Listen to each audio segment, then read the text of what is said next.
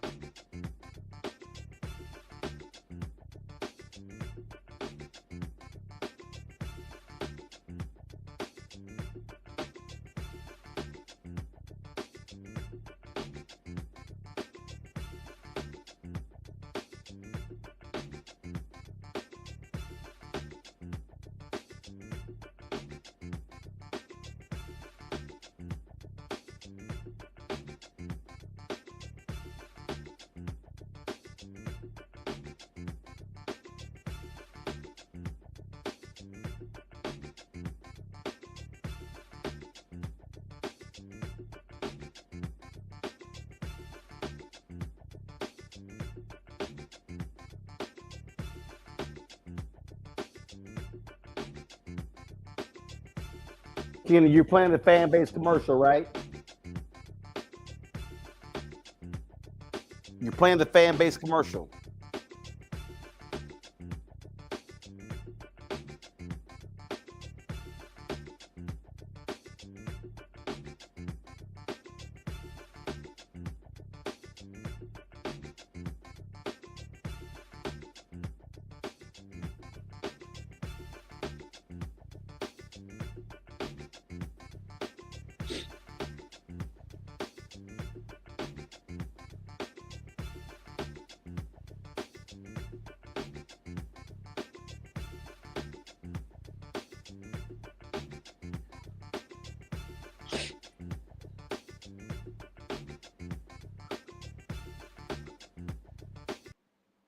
I'm Isaac Hayes III, founder and CEO of Fanbase. And right now we're accepting investors in our $17 million round to revolutionize the future of social media. Today, for just $399, you can own 60 shares of stock in Fanbase at $6.65 a share. Go to startengine.com/fanbase and invest today. While the big platforms have grown too massive and disconnected from their users, Fanbase is building a platform where creators and users truly come first. We've already raised $8.6 million from everyday investors who believe in this vision, and now you can join them. This is your chance to invest in a social media tech company with over 1 million users that is disrupting media by allowing anyone to reach all of their following and monetize their content from day one. The market is changing, big platforms are failing to serve their users, and Fanbase is stepping up to fill the gap. Don't wait until it's too late. Invest now. Invest for yourself and your future. Go to startengine.com/fanbase and own the future of social media.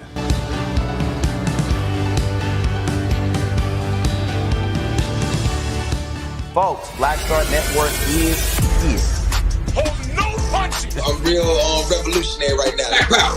Support this man, Black Media. He makes sure that our stories are told. Thank you for being the voice of Black America, Roland. Stay black. I love y'all. All momentum we have now, we have to keep this going. The video looks phenomenal. See, there's a difference between Black Star Network and Black-owned media and something like CNN. You can't be Black-owned media and be scared. It's time to be smart. Bring your eyeballs home. You dig?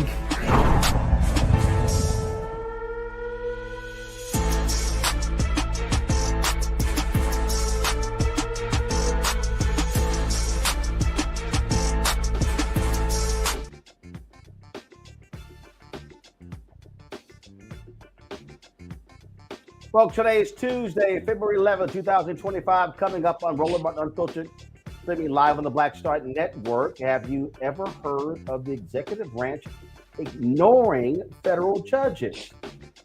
Well, that's what Donald Trump is doing. We'll talk to a retired federal judge about how this is a major issue. We'll also discuss potential corruption following an executive order that directs the Department of Justice to halt enforcement of a law prohibiting bribery of foreign government officials. New York Mayor Eric Adams got some good news. Trump said, hey, all good. Drop the charges against him. Plus, I'll talk to a construction business owner about how the newly imposed tariffs on steel and aluminum will affect his business and customers. Plus, we'll explain how married women could lose their right to vote. And Elon Musk goes to the White House for a joint news conference with Donald Trump, and it went as expected. Two stupid people talking. And a dictator kicks the media out. Well, that's what Trump has done to the Associated Press because they won't call it the Gulf of America. Yeah, lots to discuss. Folks, it's time to bring the funk on Roland Martin Unfiltered on the Black Stud Network. Let's go. He's got whatever the miss, he's on it. Whatever it is, he's got the scoop, the fact, the find. And when it breaks, he's right on time and it's rolling. Best believe he's knowing. Putting it down from sports to news to politics. With entertainment just for kicks, he's rolling. It's on roll, y'all. It's Roland Martin, yeah. Rolling with Roland now. He's funk, he's fresh, he's real, the best, you know he's Roland Martin now.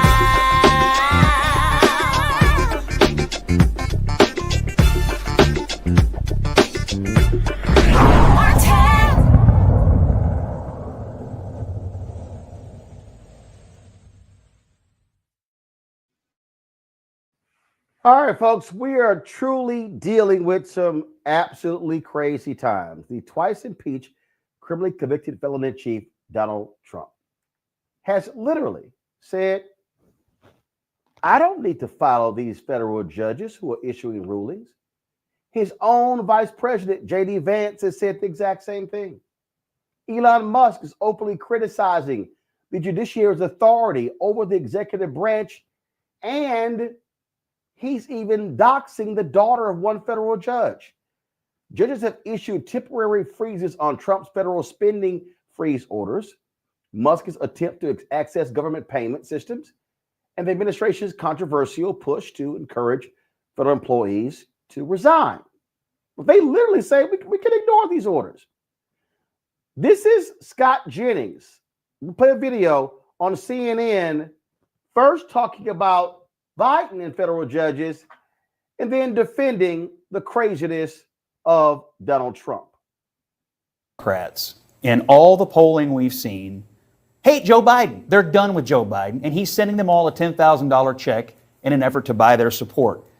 Even Nancy Pelosi, who I'm not often aligned with, as you know, stated on the record unequivocally that this is illegal. The President of the United States does not have the authority to do this. So you're saying that a judge should decide how and when money is spent a judge is saying, for years and not the President of the United States? Wow, it's amazing how the tune changes. Here's Laura Ingraham on Fox News giving us her half a cent when it comes to this issue as well. Unelected Obama judge in Rhode Island must be feeling very full of himself tonight, because in a ruling issued earlier today, he railed against President Trump and the Doge crew for failing to comply with his order, one judge's order, to unfreeze federal spending. Judge John J. McConnell handed it down after 22 blue states just were up in arms that funding hadn't been restored. Of course, they went for the sympathy play, citing HIV services in the Congo and a public health grant to Namibia. Now, McConnell had ruled previously that the Trump team had overstepped its executive authority by halting the monies.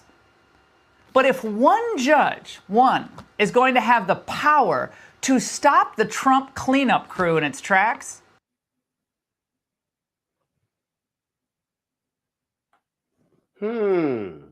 Now, here, this gets even crazier. This is a news conference today of House Speaker Republican Mike Johnson. Have said that some of the Trump actions, early actions, we put a halt to them. J.D. Vance said that judges aren't allowed to control the executive's legitimate power. You're a constitutional law expert. Ultimately, at the end, if the courts say that the administration is violating the law, should they comply with the court's demands?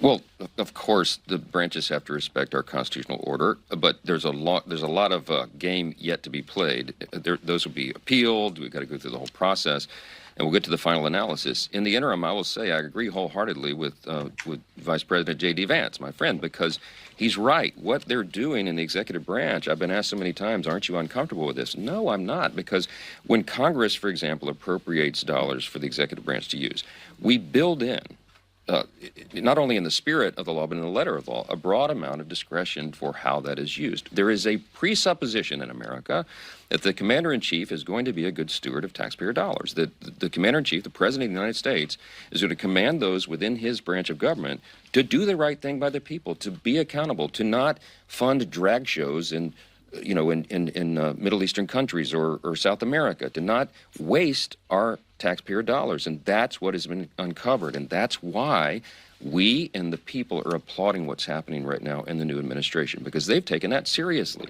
And they're doing it. The forensic audits, effectively, that Doge and Elon Musk are leading. I met with Elon yesterday about this to get an update. And to me, it's very exciting what they're able to do, because what Elon and the Doge effort is doing right now is what Congress has been unable to do in recent years, because the agencies have hidden some of this from us. There's a lot of oversight activity that goes on around here all the time, you all know, but when duly elected representatives of the people request information to find all of these abuses and it's not turned over to us, what it takes is an actual audit of the systems and the files themselves that are often hidden from Congress. That's what you're seeing right now. And that's why this is so exciting. They're uncovering things that we have known intuitively have been there, but we couldn't prove it.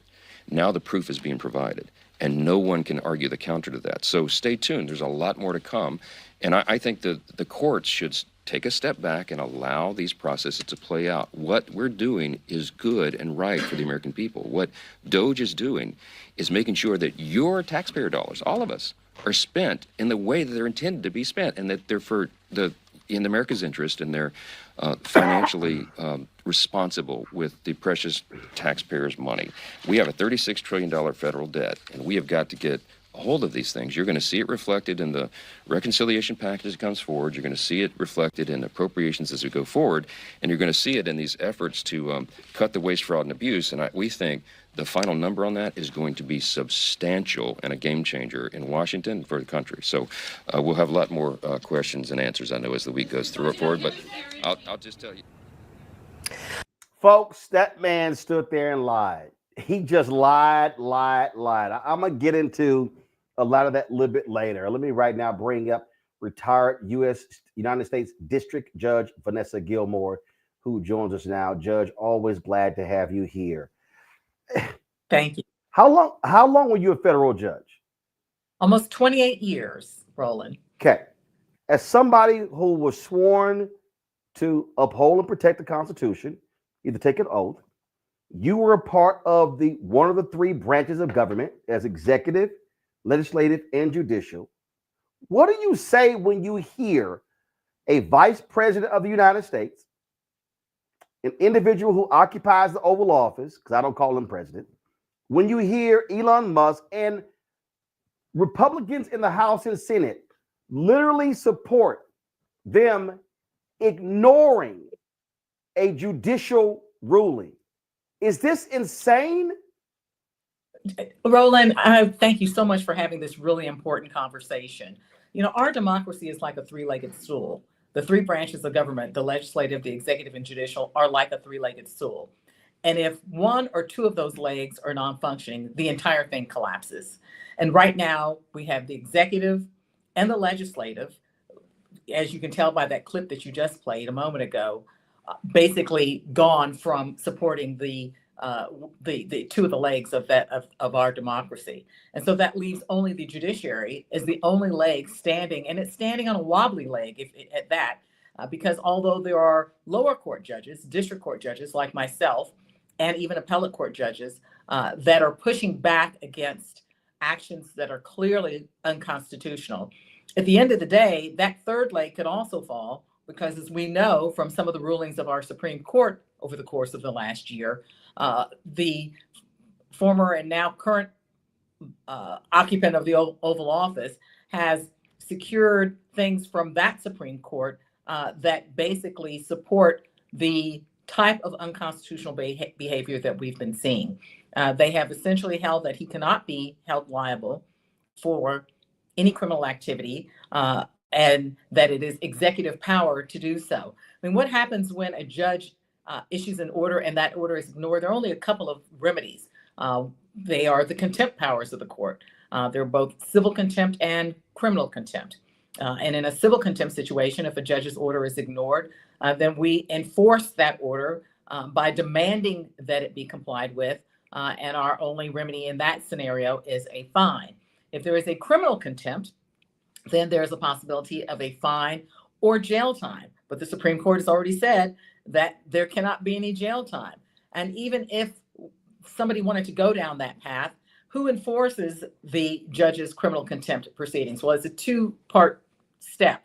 First, the local U.S. attorney has to represent the court as the prosecutor. And the U.S. attorneys are selected by the President of the United States. And then the Marshal Service has to actually go out and enforce the orders of the court. The Marshal Service is under the executive branch, which means that the Attorney General of the United States would have to be the one to give the order for the Marshal Service to enforce our orders. So basically, there's nobody that would be in place to enforce the potential criminal contempt that might be handed down or meted out if a federal judge's order is ignored. So we're in a catch-22 where all three of the legs of the stools of our democracy are basically gone. And the thing that's insane with that is, as you laid out, because again, the criminal referrals go to the Department of Justice. The Attorney General has to decide. Pam Bondi's already made it clear that I'm gonna do whatever the hell Trump wants, and so she doesn't have that. And so in that clip, you heard Speaker Johnson talk about, well, you know, there's a presupposition that the president is going to be a good steward of the resources. Yeah, there's also a presupposition that the person who occupies the Oval Office is not going to act in an unlawful manner. It's going to have a respect for the Constitution. It's going to have a respect for judicial rulings. What these people are saying is that we don't want to listen or hear anything from any federal judge unless it's the Supreme Court. And that simply is not the system, because last I checked, there were a number of federal judges who ruled against President Joe Biden, and Republicans glorified that. They had no problem when federal district judges issued such rulings in the last 4 years. Think about it. There's precedent in history, Roland, for exactly what you're saying. Think about going back to Brown versus the Board of Education, when the Supreme Court decided that the schools of the South had to be desegregated, and the states of the South and even some of the judges of the South weren't willing to stand up and enforce what the Supreme Court said. Robert Kennedy was Attorney General then, and he sent U.S. troops, the National Guard, to support James Meredith to help him get into the University of Mississippi. That shows that leadership has to come from the top. And the leadership at the top is the one that enforces the orders of the president and the orders of the courts.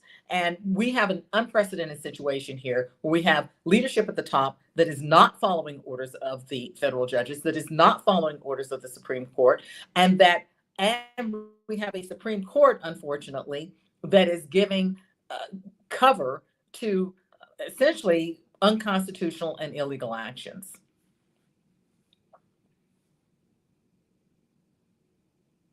And to your point there, Jack Bass has a fantastic book, I have it on the shelf, called Unlikely Heroes.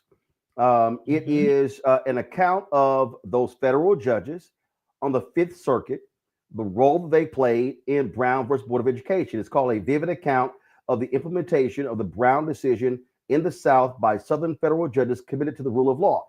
There were federal judges who made erroneous rulings who were then overruled by other federal judges who were saying, I don't care, frankly, if you're a racist and you're a Southern Dixiecrat. You are there to speak on the law, not your opinion, the law. And that's what happened. And they said, we do not care. And that's why Black folks, NAACP, Legal Defense Fund, and others kept going back to the federal courts. And in fact, in Louisiana, the Louisiana legislature would pass a bill. They would go right to the courts, get an injunction. They would pass another bill the next day to keep Black kids out of school. They would go right back and get another one. If you did not have those federal judges honoring the U.S. Constitution, you would not have had Jim Crow brought to its knees. You're exactly right on that. You are exactly right. The judges are really the last line of defense in enforcing the Constitution of the United States. And so we have to have the judges in place to enforce the law as it is written. And we have to have persons who feel obligated, who understand their obligation to follow the law as it's set forth by federal judges. You know, there's another good book that speaks exactly to the issue that you just raised, Roland. It's called Let Them Be Judged, The Judicial Integration of the Deep South. And it talks about how the judges stood at the forefront of making sure that the law of the land, which was the integration of the schools of the South, would actually take place. And there were 4 judges on the Fifth Circuit at that time who really decided that they were going to make sure that the mandate of the Supreme Court to integrate the schools of the South was going to actually be carried out. If it was not for the bravery and the courage of those 4 federal judges, we would not have been able to achieve the mandate that was dictated by the Supreme Court in Brown versus the Board of Education. We're at a very different time now, though, where the Supreme Court has actually basically said that the person that should be upholding the Constitution is going to be exempt and exonerated from any attempt to make him follow the Constitution of the United States. So we're at a point now where we don't have any of the legs of government to support what needs to happen to support our constitutional democracy. And that is a very, very dangerous place for us to be in. Some people have said that we are facing a constitutional crisis. Others are like, oh no, that's too early. We're not there yet. I disagree. I believe when you have the executive branch backed by their party in the legislative branch, as you already said, when they control the law enforcement apparatus, that is the U.S. Marshals, they control the FBI, they control the DOJ. When they are operating in concert, I dare say this is a constitutional crisis. There are no checks and balances right now. The legislature should check the executive branch. The judicial branch should check the executive branch. Right now, we have the legislature, the legislative branch, Congress, basically acquiescing because it's controlled by the Republican Party, acquiescing to anything that the executive branch says. And the executive branch, that includes the Attorney General of the United States, is not willing to do anything to stand up to constitutionally improper conduct. And then the judicial branch is kind of standing there hobbling on that one leg, trying to be the force that keeps the stool standing up. But right now, I don't think that it's an overstatement to say that we are in a constitutional crisis. Obviously, I don't want you to reveal private conversations, but I'm quite sure you judges are like the rest of us. Y'all have group chats and things along those lines, and constitutional law professors. What are you hearing from your fellow judges, whether they are current or retired, and law professors? I mean, are people are they expressing real concern with what they've witnessed in barely the first month of this administration? Well, you're right, Roland. Judges are just like everybody else. We gossip, we get together, we chit and we chat. But we have had many conversations about what is going on offline, and I would not say anybody that I've spoken to about this issue, but there have been several of my former colleagues, and they fluctuate between being terrified and being completely perturbed and mad and angry at what is going on with respect to a failure to recognize the sanctity of the orders of federal judges. Many of them are just completely furious about the blatant disregard for the rule of law as it is being handed down by various federal judges in orders in cases that are pending across the United States. I don't know that there has been any consensus on what can be done other than everybody is just saying that they're just going to keep doing their job, keep fulfilling their oath to uphold the Constitution and laws of the United States, because that is the oath that we took, that judges take, and that is all that they can do. Try to fulfill their oath to follow the Constitution and laws of the United States, but trust and believe it is a big source of discussion among federal judges right now. And I am sure that discussion is not just democratically appointed federal judges, it's also federal judges appointed by Republicans. Absolutely. It's across the board. People are either terrified or furious, and just frankly appalled that judges that are following the law can have their orders, their constitutionally correct orders, ignored in the way that it is. And for the legislative branch to support the ignoring of federal judicial orders is really just a slap in the face to both that entire branch of government and frankly to the American people. All right, retired federal judge Vanessa Gilmore, I certainly appreciate you joining us on the show. Thank you. All right, folks, I want to bring in my panel right now, Dr. Larry J. Walker, assistant professor, University of Central Florida, joining us from Orlando, Randy Bryant, entrepreneur, author of Never Says, 25 phrases you should never, ever say to keep your job and friends. He joins us out of D.C. Dr. Mustafa Santiago Ali, former senior advisor for environmental justice with the EPA out of Washington, D.C. Let's start with you, Mustafa. I played that clip of Speaker Johnson. The reason I found that to be, oh my God, sheer stupidity is, I mean, like, you know, I'm going to get to the Elon Musk stuff and what they're doing first. But to listen to these so-called law and order people, to listen to them talk about, yeah, this is just not right. It's just unfair what these judges are doing. I mean, how dare they tell the executive branch what to do, as if federal judges don't speak to the issue of the law. And it's just simply insane. I mean, judges, what they do is they interpret the law.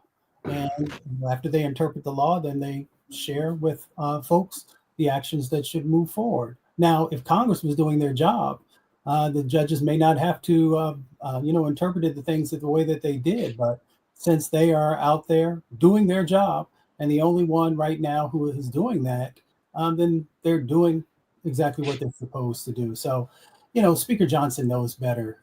It's just amazing some of the things that folks will say through a political lens instead of doing what's right for the country. And, it's not disappointing because, they've been very clear that the law, bends toward them. At least that's their interpretation of it, that they are allowed to do whatever, they choose to do. And unfortunately, there are very little repercussions in this particular moment for the actions that they're doing. I mean, but folks have to continue to put a spotlight and to speak out is one of the things that we still have the ability to do.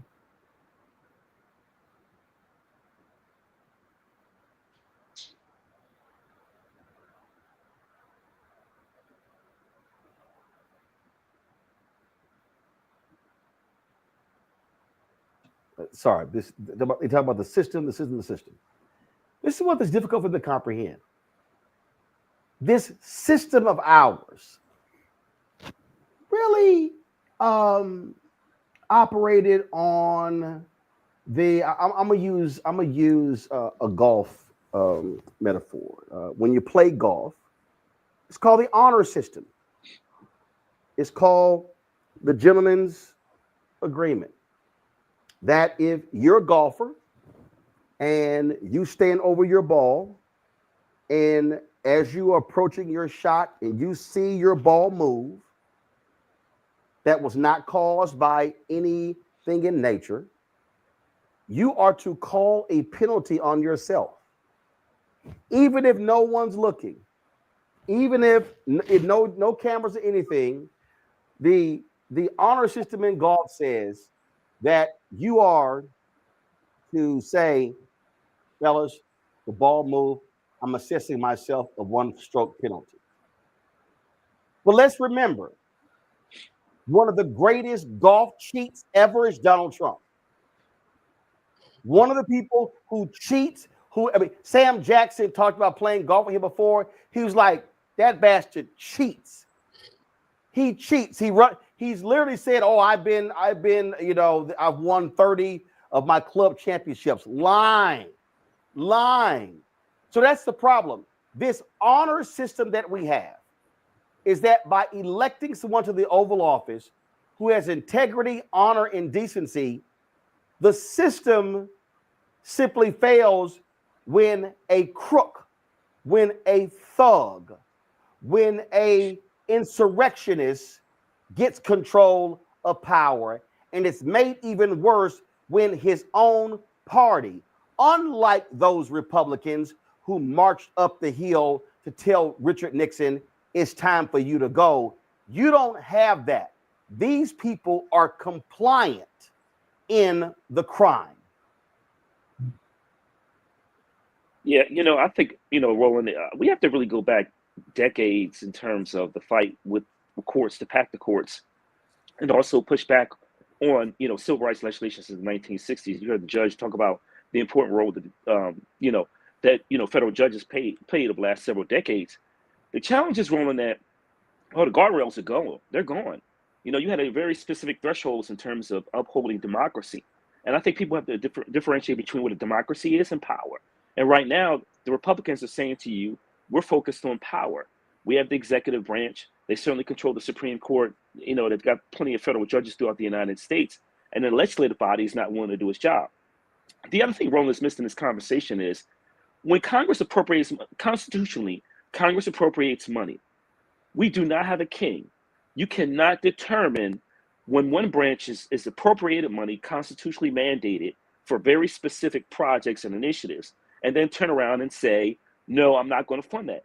That's why you keep seeing these federal judges, you see the administration lose in court.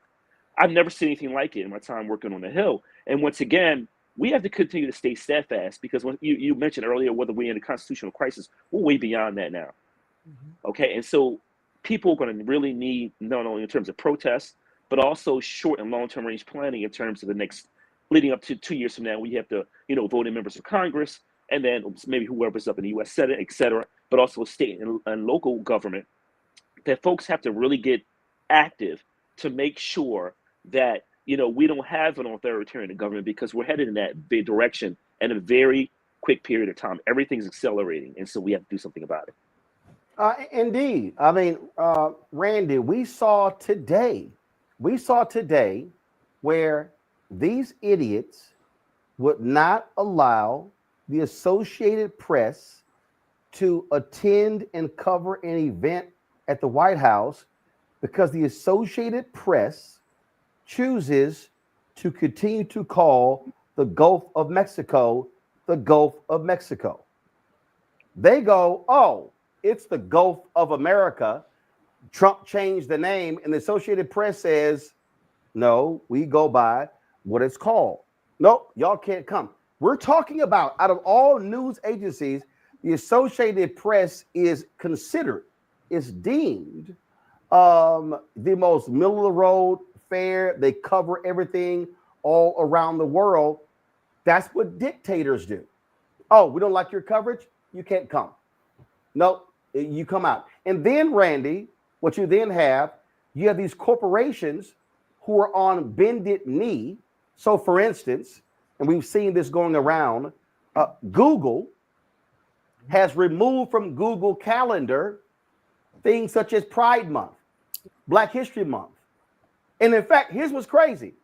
Trump is actually having a Black History Month reception at the White House, but Google voluntarily made that decision so as to not offend the White House. This is sheer insanity that we are dealing with, but we told people that this is what these thugs were going to do, and they are doing it.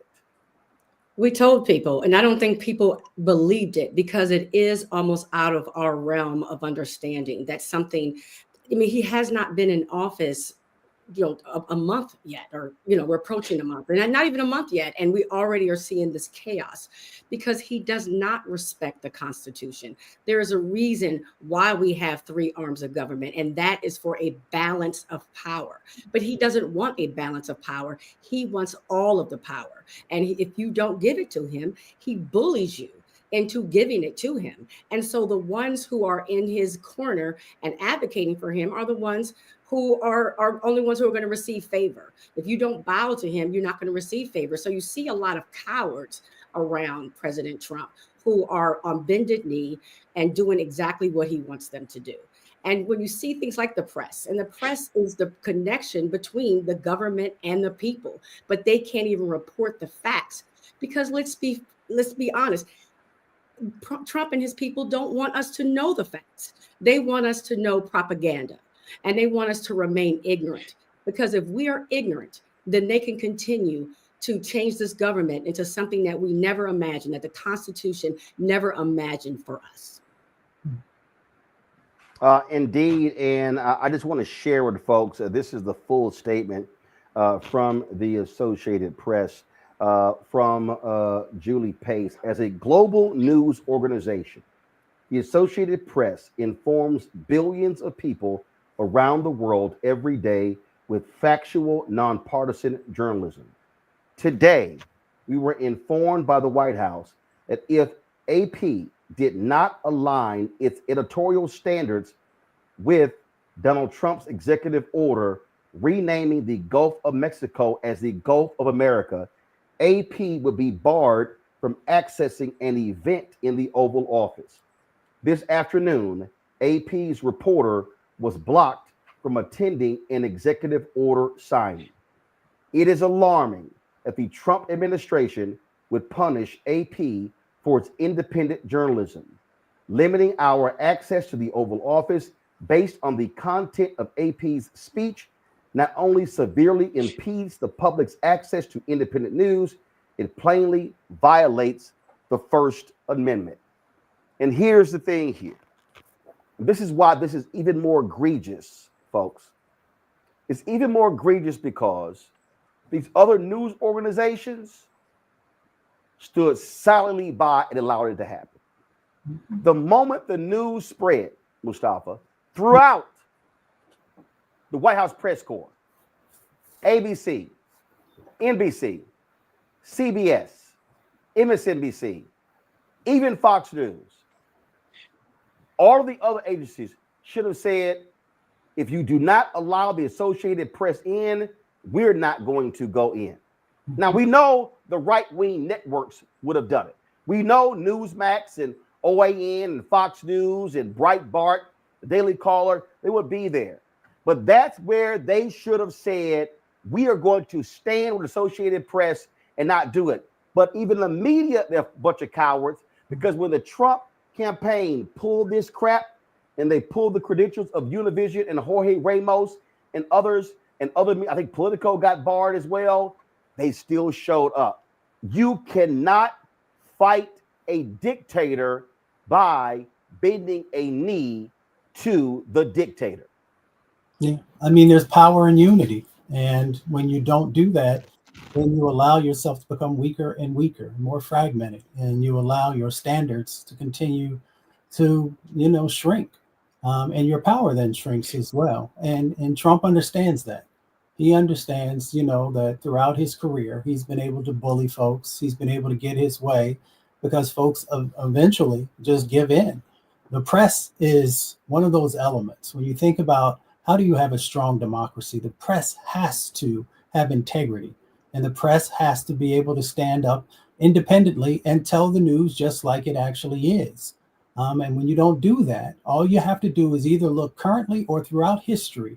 And whenever you had dictators who, where they had coups or other types of things, one of the things that they always go for is the news and making sure that the narrative that is being shared is the narrative that they sign off on. So I'm not sure why folks don't understand what is currently going on, how the deconstruction that is happening throughout the federal government and all these pieces of infrastructure that democracy stands on are being taken away. The only way that you don't know what's going on is because you don't want to know. Here is a statement from Eugene Daniels, who is the president of the White House Correspondents Association. In the relationship between the press and the office of the president, coverage and standards are entirely in the purview of individual organizations. The White House cannot dictate how news organizations report the news, nor should it penalize working journalists because it is unhappy with their editors' decisions. The move by the administration to bar a reporter from the Associated Press from an official event open to news coverage today is unacceptable. The WHCA stands with the Associated Press and calls on the administration to immediately change course. Eugene Daniels, president of the White House Correspondents Association. To my point, Randy, you cannot play footsie with these dictators, with these insurrectionists. There must be unity, and folks must simply be unbowed in saying, we are not going to cater to your every whim and desire. Right. Thomas Jefferson has said that our liberty depends on the freedom of the press. And if the press does not have the freedom to connect us with the government and tell us the truth about what is going on, just the facts, then the government can do whatever it wants to do, including be and run a dictatorship. So it is imperative for the country, really, the freedom of this country, for the press as a whole to stand together and do what they have committed to do and report the news so that we can make fair decisions, so that we know what's going on. So really our actual democracy depends on this. And so it has been disheartening to me. We already know that Trump is a bully. That I was aware of. But what has shocked me is how cowardly the rest of this country is showing itself to be. And I hope that they wake up, that they get some strength from somewhere and protect not just their industry, but this country. Well, I don't have any faith in them having any guts, Larry, because I think, frankly, they prefer to kiss the butt of Trump, and they're also scared. They're scared of him challenging them, criticizing them, and this is a point here where there can be no fear. So the question is, Roland, and Eugene Daniels is certainly one of your esteemed colleagues, and enjoy seeing him on TV and reading his work. Is what are you prepared to do? During times like this, from a historical standpoint, people look back and ask how far entities, the free press, legislative, judiciary branches, etc. How far were you willing to go to make sure that we continue to be a democracy as flawed as it is? And that's the question, because the only way you can stand up to someone whose nation is shifting authoritarianism based on world history, not U.S. history, world history, is that individuals will have to be willing to stand steadfast and in some cases put their lives on the line. Let's be clear about what we're talking about here. And so if you're not prepared to do that, then whatever verbal pushback you offer, it means nothing. You have to meet force with force as it relates to, you talked about earlier. So does that mean all news organizations refuse to show up? Because we're all aware of how much, the White House and a particular individual loves the press. But you have to develop some kind of short and long-term, strategy. You just can't put out a statement and, hey, just hope that you do this. No, you have to make a stand that's going to draw attention. And if you do anything less than that, and considering the time we're in, then you're just wasting everyone's time, and you could have not bothered to send an email. Well, absolutely. All right, folks, got to go to a break. We come back. Democratic Minority Leader Hakeem Jeffries speaks at a rally today for a union of federal workers. We'll show you what he had to say. Lots more as we break down the madness happening in the nation's capital as a band of thugs is now in charge of the country. You're watching Roland Martin Unfiltered right here on the Black Star Network.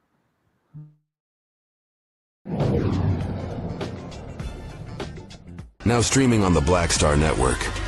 I was challenged by my uncle early on, before I even had a career. Like I was maybe 8 years old, and my uncle said, "What do you want to do?" And I told him I wanted to be a rapper. And he said, "Okay, well, I don't know anything about the music business, so what you should do is learn everything there is to know about the music business, and I'll make sure that you have the resources to push you through." And so I went and bought books, All You Need to Know About the Music Business, Hit Me In. I just went and bought a bunch of books and just started reading as a 10-year-old, just reading. And so I learned, all things licensing, mechanical rights. I learned about publishing, learned about how composition is broke up into two pieces, the writer's portion and the producer's portion. But by the time I actually learned, I came back and I was ready to okay, I got it. He would go into prison. So I had all this information. All this knowledge. All this knowledge. You like, well, what am I going to do with it now?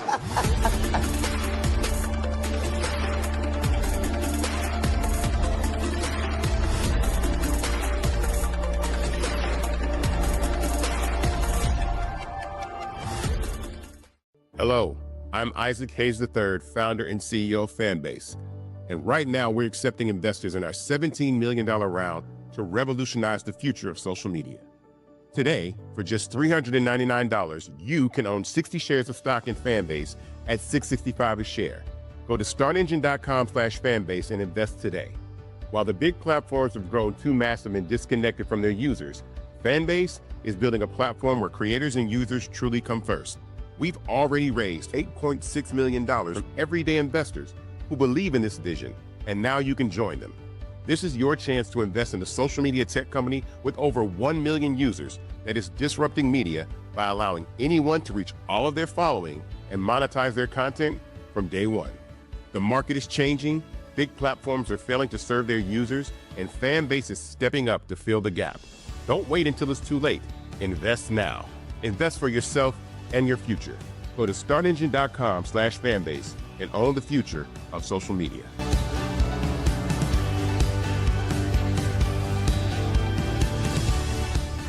Hey, this is Motown recording artist Kim. You are watching Roland Martin Unfiltered. Yeah, boy, he always unfiltered though. I ain't never known him to be filtered. Is there another way to experience Roland Martin than to be unfiltered? Of course he's unfiltered. Would you expect anything less? Watch what happens next.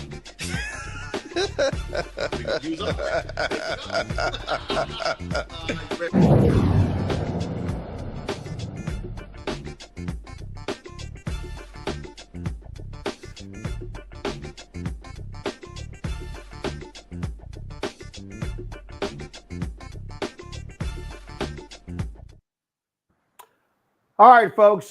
Democrats are trying their best to muster a counteroffense to the craziness that's emanating from the White House. Today, a federal union held a rally calling out the actions of co-president Elon Musk and others with his fake department Doge.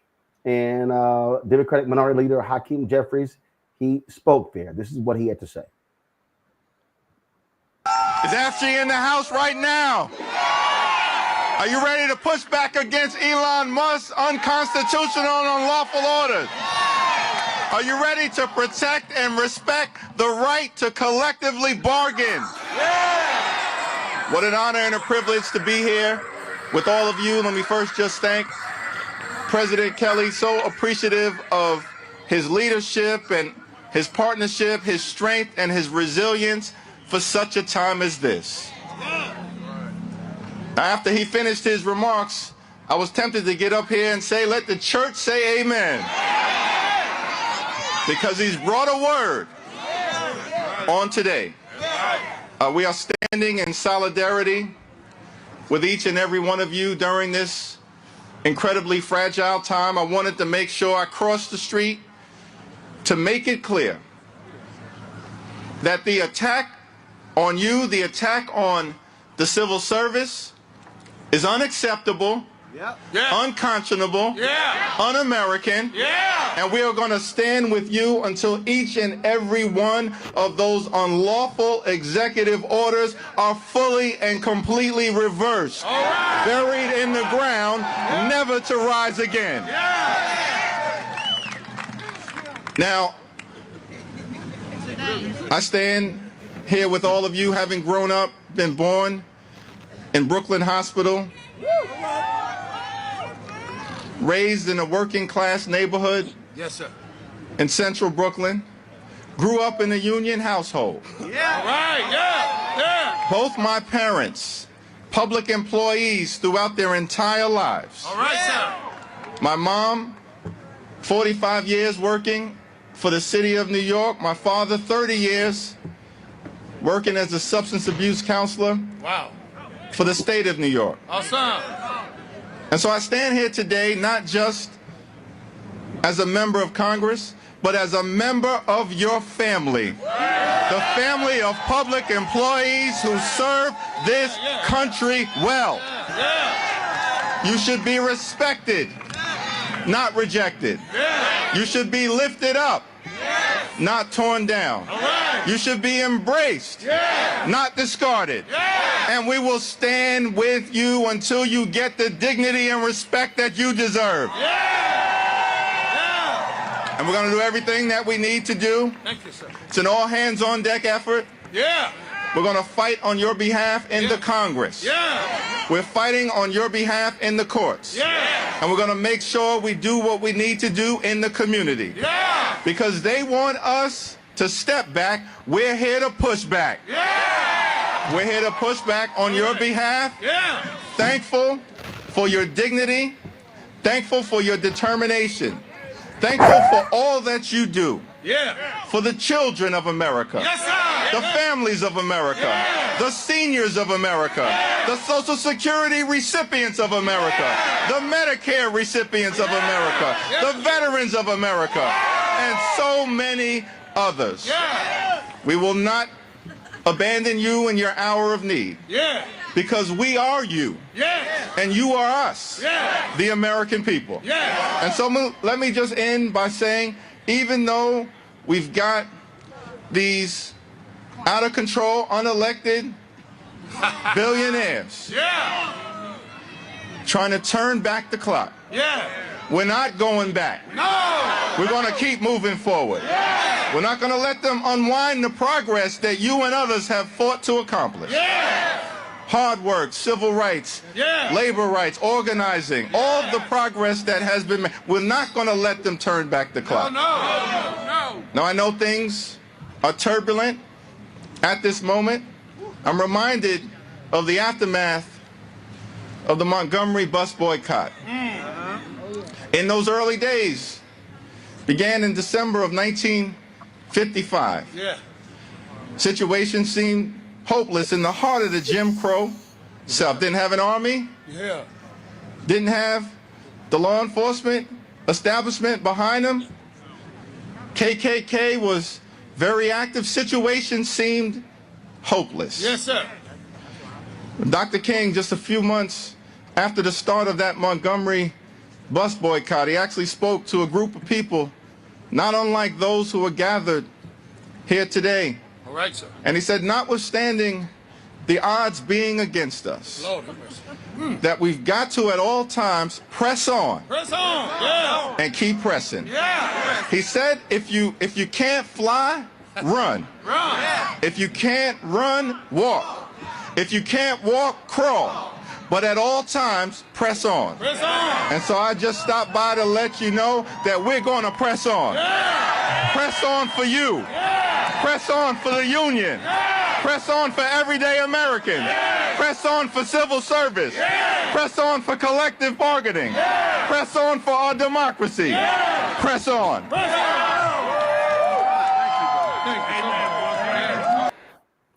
Now, there are many others who believe that not as enough is happening from Democrats. This is a clip where Representative Jeffries was talking about the power that Democrats have when it comes to this budget battle that is facing Congress. Listen to this. I'm trying to figure out what leverage we actually have. What leverage do we have? They control the House, the Senate, and the presidency. It's their government. What leverage do we have? Now, so who on earth would ever want to? I'm trying to figure out. What's real interesting here is this tweet here was posted by Jill Stein. She posts why we need a real opposition party. And you think that's you? And if you want to understand how nonsensical they are, so this is Jason Call. Jason Call was her campaign manager.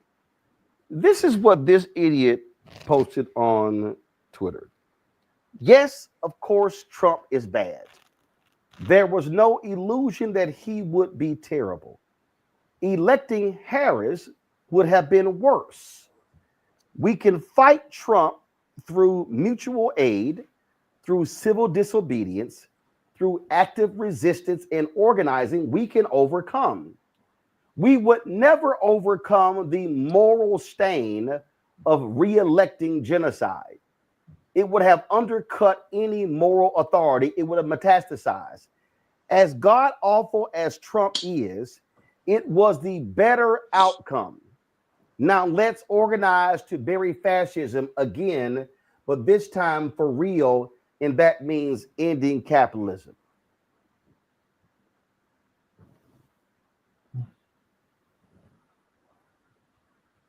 I've seen some really stupid comments, but that probably was the dumbest today. And let me be real clear, y'all. Jill Stein ain't done a damn thing. Jill Stein pops up every 4 years, runs for president. Whole goal is to take votes away from Democrats because it ain't like she taking any votes away from Republicans. This is what they do. And I don't care.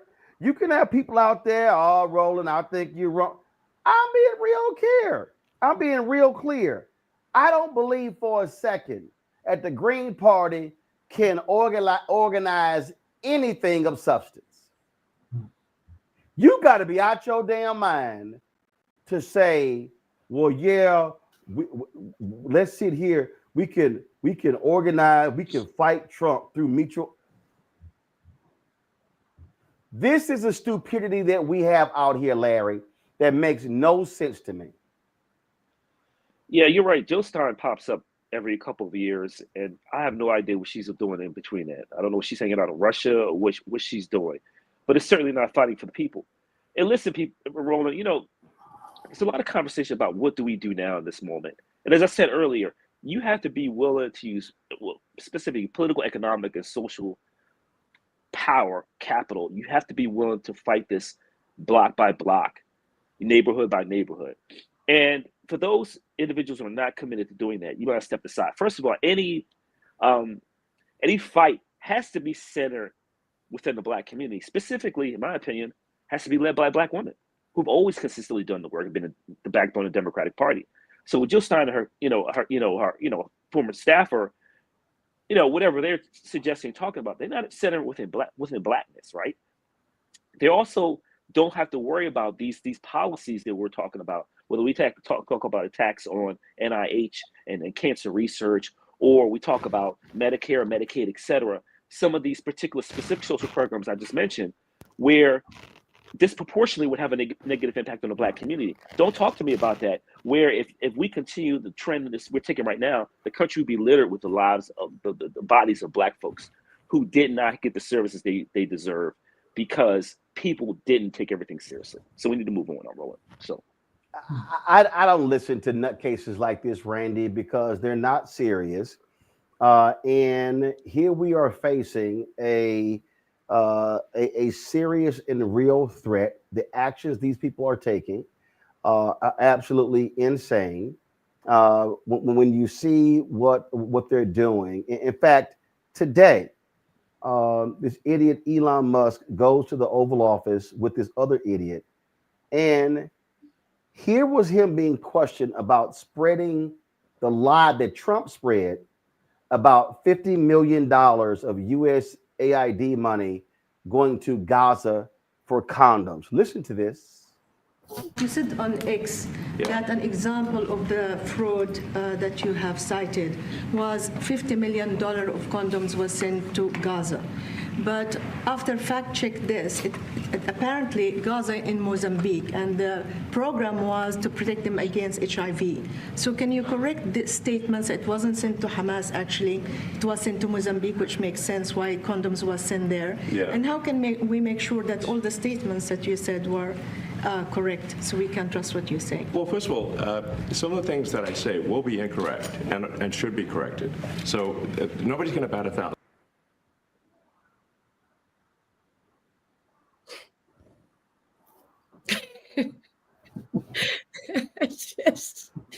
Some of the things I say will be incorrect and need to be corrected. I'm not going to bat 1,000. Dude, you're not even batting 200. Right. And he knows he's reckless with his mouth. He knows that what he's saying is not correct. But again, it's all about propaganda. I'm sitting there and there's this man who is in the Oval Office that we did not elect, that is not a U.S. citizen, with his kid on his back. I wouldn't have a kid on my back right now to be on the show because I take it seriously what I'm doing right now. And it's because he sees himself as this leader and has no accountability. And he's just throwing out these this information as if it's valid and facts. And the reason why he does it is because it has worked in the past, because we are dealing, because their base are people who watch Fox News and just hear snapshots and then repeat it and pass it around. They don't check to see if it's correct or not. They just run with it. And so you know that there are millions right now of Americans who probably saw and said, well, you know, they were just out there just giving condoms to Gaza. That's what the problem is. They're just wasting money. And all of this makes sense because they go unchecked, which is what they want. Just like we were talking about in the last story. They don't want to give the press any power. They don't want to be checked. And Musk is running this as it's a private corporation, like when he took over Twitter. Just no accountability. I'm going to fire who I want to fire, say what I want to say, and nobody can say anything about it. And then with him, you have people like Stein, who has never even been on a school board. This woman has never even run a bake sale. and yet we give her just any space. We shouldn't even pay any attention to her. Like, again, like you say, she pops up every 4 years. She's like the quarterly groundhog that just shows up every now and then. So I am ashamed, quite frankly, of the people that we are giving power and space and time and attention to in this country as we sit here and are just being taken over by ludicrousy. I'm sitting here. This was posted a few minutes ago by someone. Jennifer Hansler posted this on Twitter, and Jennifer Hansler covers the State Department for CNN. She said in this tweet, the USAID Inspector General was fired on Tuesday, a day after his office released a report critical of the impact of the Trump administration's efforts to dismantle USAID, a source familiar told CNN. See, here's the whole thing here, Mustafa, and that is Speaker Mike Johnson stands there and he complains, oh my God, we're not getting this information. Maybe you would have it if Donald Trump hadn't fired all of the 17 or 18 or even more inspector generals who that's what they do. Mm-hmm. This is all strategy. And I hope folks will finally, if we say it enough times, maybe people actually pay attention to it.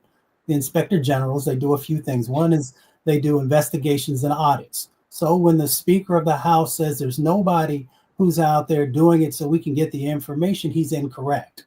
And I'm amazed that the Speaker of the House would not know that that's what the inspector generals at agencies and departments do. They also promote efficiency and effectiveness. So if you say that the reason that you have these Doge folks coming in is because you want to, have more effectiveness and efficiency with federal dollars and actions and programs, you already have those individuals. So why didn't you better strengthen them and give them the additional resources they might need to get you the information that could help you to do a better job on Capitol Hill? It's so, and we have to dive deeper, right? I appreciate and I learn each time I'm on the show with Larry and Randy and all the information that they drop. But we also got to take a look at, when you're looking at USAID, right? Folks can put out this false information and disinformation. These dollars that are going are actually helping to save people's lives. And when we're not really laser focused on all the good that happens, there's always going to be some waste somewhere if you look hard enough. And yes, that should be addressed. But you are literally taking away lifelines to folks in other countries, and of course the nonprofits who work here, who support them, along with all of the sets of investments that also from the other programs make it back to our country. So we got to be real careful that folks just look at the bumper stickers and don't actually look deeper into how we are shortening people's lives, how we are taking children's futures away, and how we are actually stripping our own humanity by allowing these types of things to happen. Well, here's a perfect example to that. I'm looking for this here. You've got Arkansas Senator, nutcase, right-wing, bigot, white nationalist, Tom Cotton. So Tom Cotton put out a post where he was condemning USAID. Now, mind you, he ain't said nothing about USAID for years. But this is a great tweet. Y'all gonna love this here. Let me pull it up right here, y'all. He goes, strange, someone named Senator Tom Cotton released an 84-page report 4 years ago that argued USAID would be useful and play an important role in countering Chinese influence abroad. If you see that guy, you should ask him about this, because this was his tweet. USAID was a vanguard of the global left. That's why the media and Democrats are melting down over saving money that was being sent overseas by U.S. taxpayers. You got to be pretty stupid.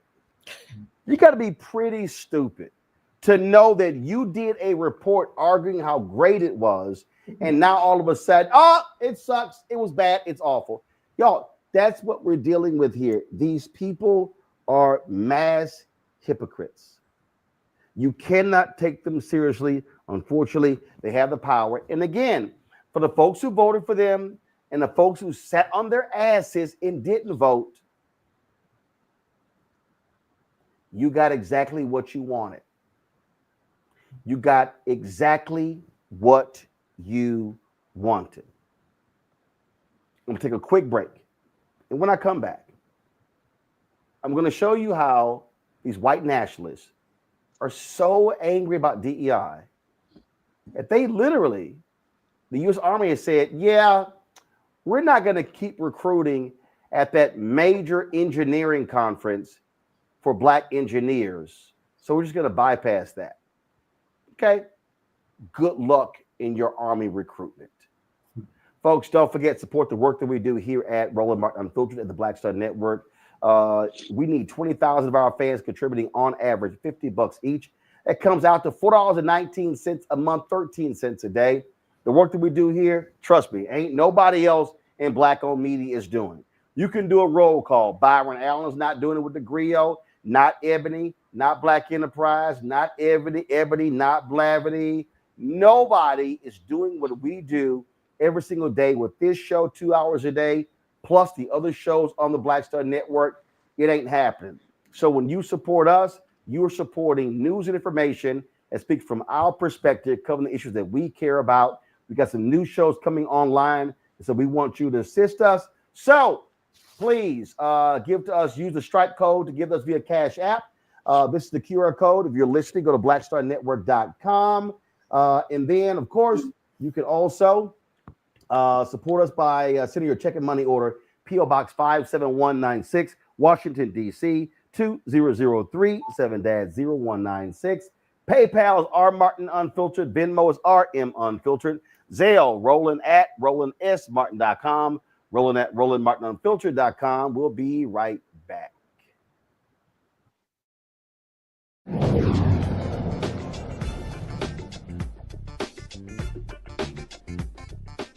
Hatred on the streets, a horrific scene, a white nationalist rally that descended into deadly violence.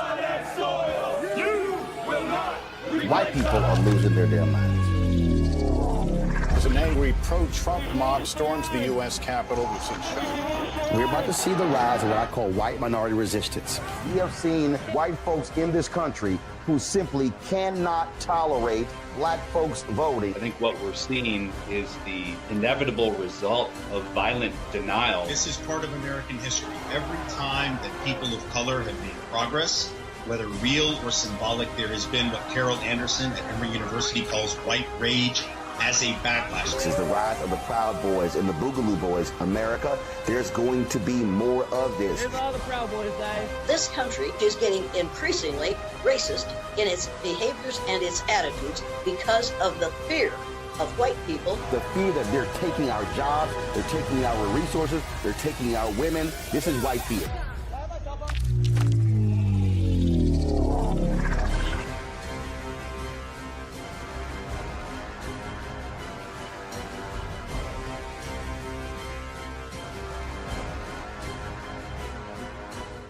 What's up, y'all? Look, Fanbase is more than a platform. It's a movement to empower creators, offering a unique opportunity for everyday people to invest in Black-owned tech, infrastructure, and help shape the future of social media. Investing in technology is essential for creating long-term wealth and influence in the digital age. The Black community must not only consume tech, we must own it. Discover how equity crowdfunding can serve as a powerful tool for funding Black businesses, allowing entrepreneurs to raise capital directly through their community through the Jobs Act.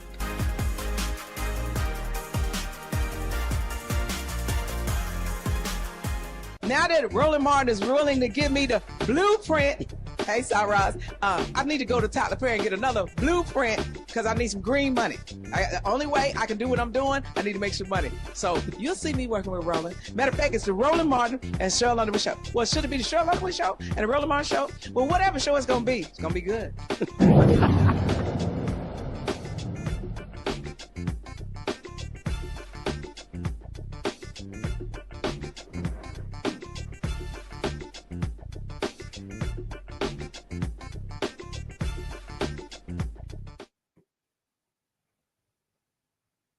On Monday, the twice impeached, criminally convicted felon-in-chief Donald Trump signed an executive order imposing 25% tariffs on all steel and aluminum imports.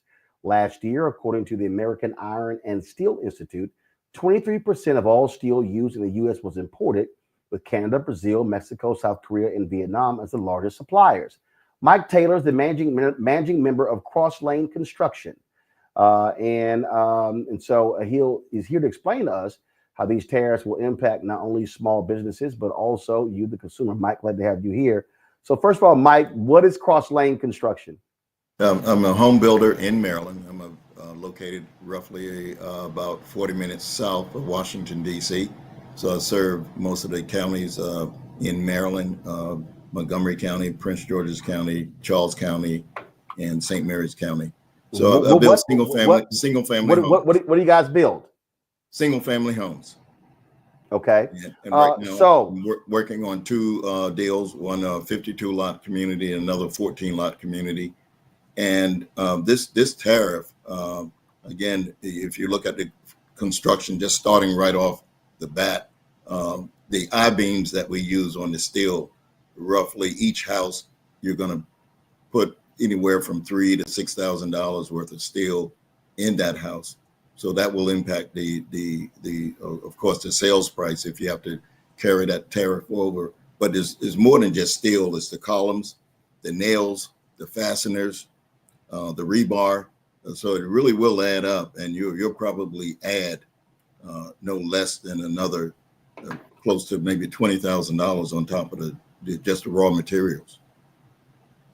So again, for the people in the back who don't get it, by imposing this tariff that is going to add some $20,000, what do you say to somebody who says, well, I don't understand, Mike. Why aren't you using steel made in the United States? Once again, it's more than just you steel made in the United States. It's distribution. And then the steel in the United States that when you, again, it boils down to cost. So the steel that's made in the United States is higher priced than the steel that's imported. So again, I guess that's what the whole idea is, to level what they perceive as the ground, level the playing field, so to speak. However, you're pushing again with the tariffs. You're really not going to level the playing field, because everybody that's doing steel in the United States, they're still higher even with the tariffs. So it's not going to. So walk me through this here. So again, if 23% of all steel used in the U.S. was imported, what you're saying is the other 67%, if folks used American-made steel, it's going to jack up prices. Will it jack up prices even more so than these tariffs are going to impact? I think it will. I really do. And again, when you look at it, if that number is correct, that 23% of the steel is imported, then we're using the majority of American steel, but the American steel is still higher than what is coming in imported. So imposing that tariff on there, that's just going to be a pass along and pass through. And what I'm afraid of is that the American companies, because now they really don't have any competition, that they will take advantage of that fact instead of giving a better pricing. That's what I've seen in this. Gotcha. When you don't have the competition, the price it's a free fall. It's whatever they want to do. Questions for my panel. Mustafa, you first. Yeah, well, thank you for being here with us. I'm always interested, and we hear in the news all the time, inflation, inflation, inflation. We got to get our arms around it. How will these tariffs impact inflation, especially in the world that you operate in? Again, it's to be seen, but the tariffs, in my opinion, will increase inflation, and we will pass that cost along to the consumer. It's not just I'm gonna eat it because I'm a small builder, and you work on a margin. But if I get the increase, I have no other choice except to pass it on. And if you pass it on, then this greater Washington area, the average house price is brand new, it's close to 500,000 plus. So now you're going to push the envelope even further. So it will increase inflation, and I guess all the economists know that. I mean, it's simple math. If I get the increase, I can't eat it. I'm gonna have to increase my price. Randy. Thank you so much for giving us some information about what's happening. We talk about how this affects housing when people are buying houses, but also will it affect when people are trying to rent? So if buildings are more expensive to build, wouldn't that be passed on to even renters? Yes, it will. It will. It's a domino effect. It will go right along the entire line of every construction that we're doing in the United States, and it's more than just steel.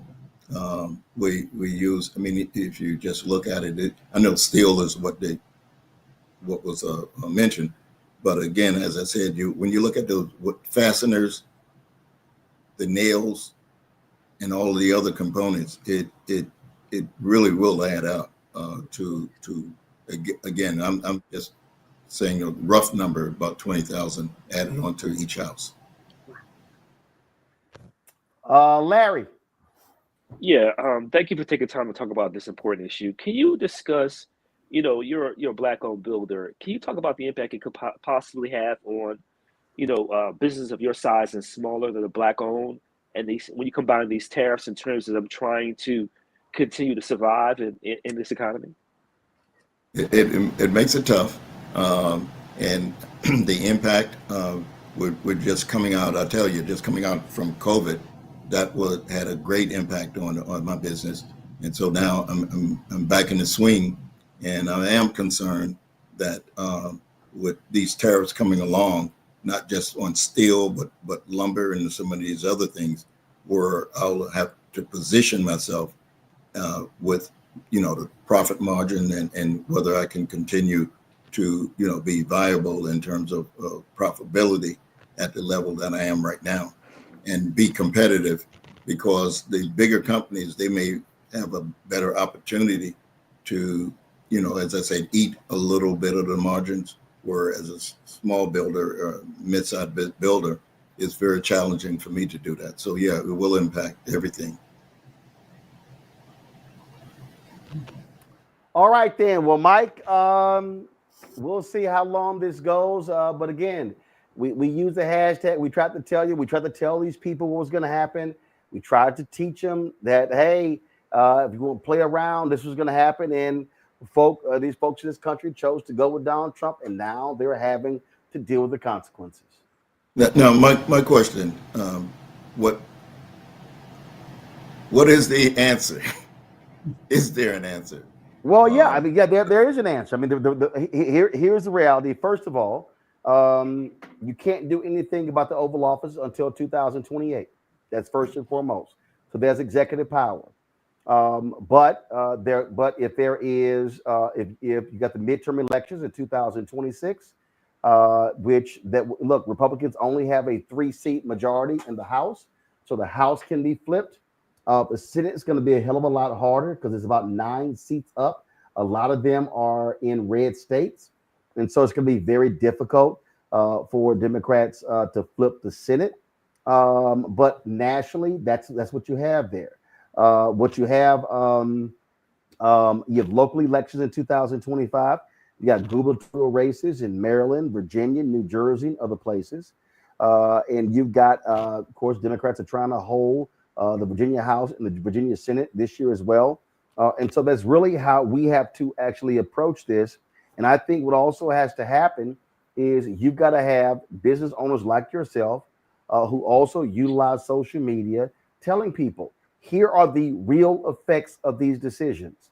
And so to those of you who want to buy, do understand it's going to cost you more money. And you should be telling that idiot in the Oval Office that you're costing Americans. So politically, that's really what it looks like. And our goal, what I have told our folks is, listen, we're not focused on process in DC. We're focused on the impact on regular and ordinary people by the actions of this utterly ridiculous administration. And so that's really the lay of the land. Okay. Well, thank you, Mike. I appreciate you joining us. Thanks a lot. You're welcome. Folks, we told you what happens when you put crazy people in charge of the government. And we have seen how this white nationalist administration has been attacking DEI. Well, let me tell you a decision that they made, which you probably are like, are y'all really and truly that dumb? Yeah, they are. Okay. So here's first. The convicted felon in chief has made it easier for corporate corruption to take place.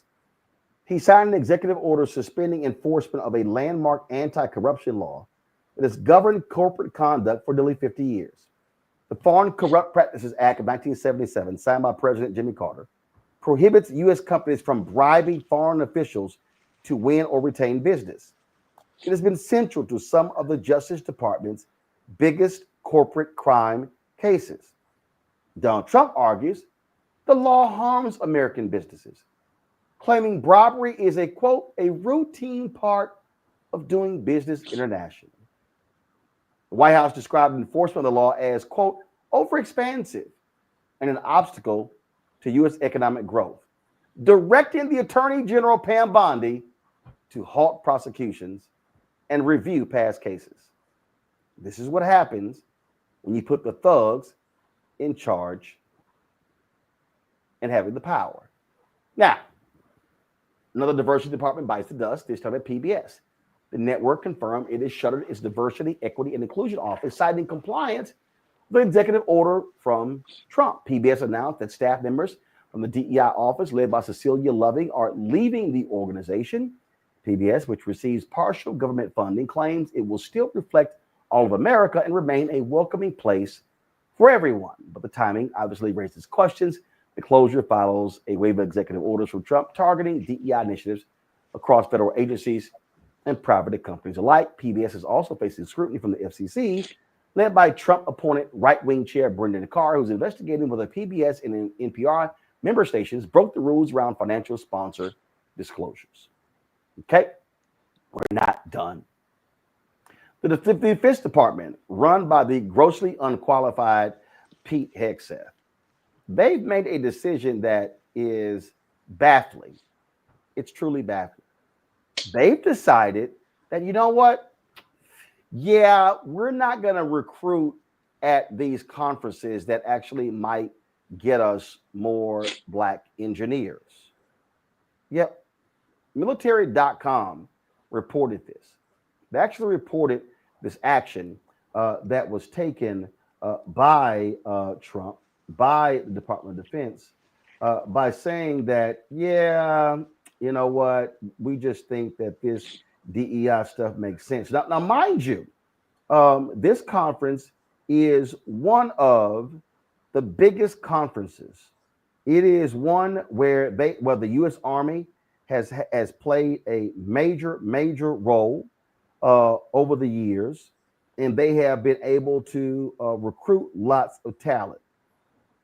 But they're like, yeah, you know what? We're just not gonna keep going to this conference. I'm gonna pull this story up here, Randy, and so this is it right here.